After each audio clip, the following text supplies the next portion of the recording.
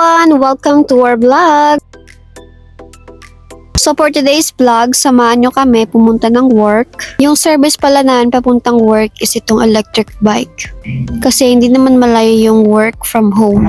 Dati, sasakyan yung ginagamit namin papuntang work. Since lumipat na kami sa city, kailangan namin palitan into bike kasi nga may bayad yung parking. So, mas mapapamahal kami kung everyday kami magbabayad sa parking lot. So, dumating na nga kami guys sa office and nag-request si husband na bilhan ko siya ng Red Bull. Actually guys, dito sa office meron silang vending machine. So, mas mura dito kasi nga lahat ng drinks is 1 euro only. After nyan, nag-proceed na ako dito para mag-refill ng water para sa gagamitin para sa pagtimpla ng kape. Meron namang coffee machine dito sa office kaso ayaw ni husband yung lasa ng kape. Kaya ginagawan ko lang siya ng sariling kape kasi gusto niya yung mapait. Ito yung daily routine ko kapag sumasama ko kay husband sa pagtatrabaho.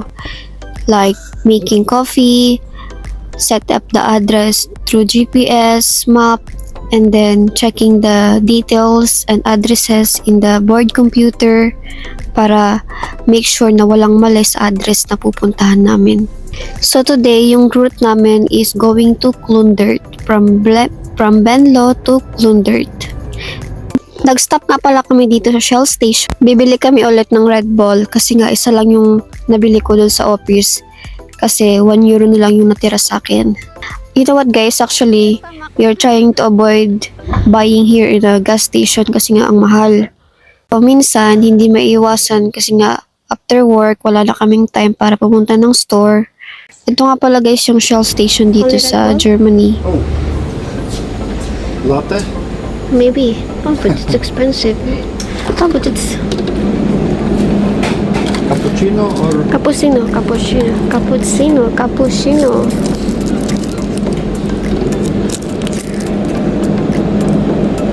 without sugar. Yours, Red Bull. Only one? I was thinking maybe this one. So it's... See? Also, they also have here some deck like that cushion.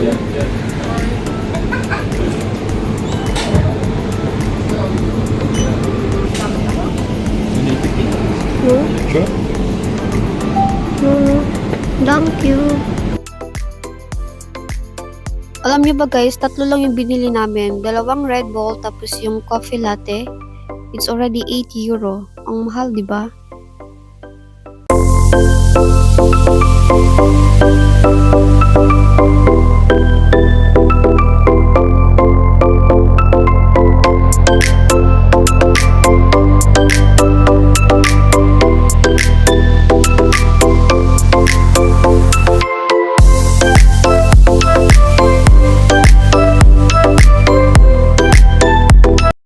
Nakarating na kami guys sa company and si husband is nandun na sa warehouse para i-unload yung mga goods.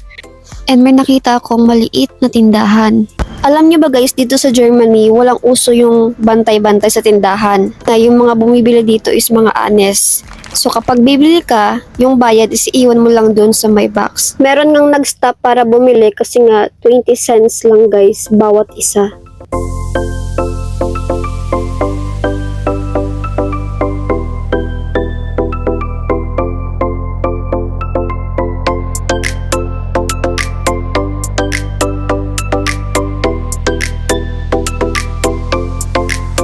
That time guys, kakatapos lang namin mag-work and dumiretso na kami pumunta ng Albert Heijn para mag-grocery. Magluluto ako ng pasta for our dinner tonight.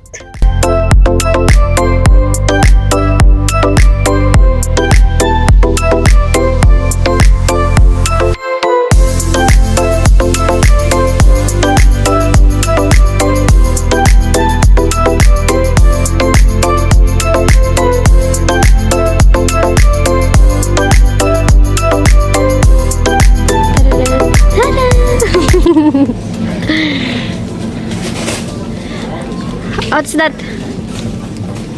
Caramel latte. That's for you. What's this, pudding? No. I buy this, Coffee. babe. I I buy Oh, nice one. Then you have guys the egg. The price of the egg is 6 euros. 6 euro. Or this, or this. How better this? And then the little one is this. Yeah, I don't know. It's expensive, no? This one is. Take this 3 euro.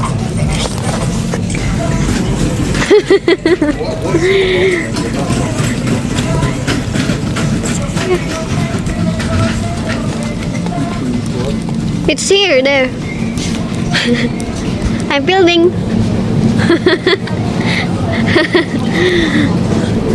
So we're gonna get a sour cream. But you like cappuccino? There also is cappuccino. Yeah, it's already two. Macchiato. It's not a cappuccino. Or it's cappuccino. Cappuccino. Ah, okay. That's what I changed. Okay. Here. Two.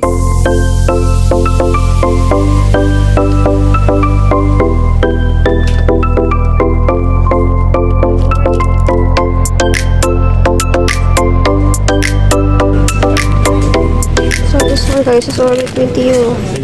What? Ah, Ito pala guys lahat ng binili namin at umabot siya ng 47 euro. Iniskan nga pala ni husband yung bonus card. And we only get 1 euro and 49 cents discount. After nyan, umuwi na nga pala kami at nagluto na ako ng anong dinner. At yung niluto ko pala guys is pasta. Nagiya nga pala si husband na lumabas kasi maganda naman yung weather. So yun guys, this is the end. Goodbye!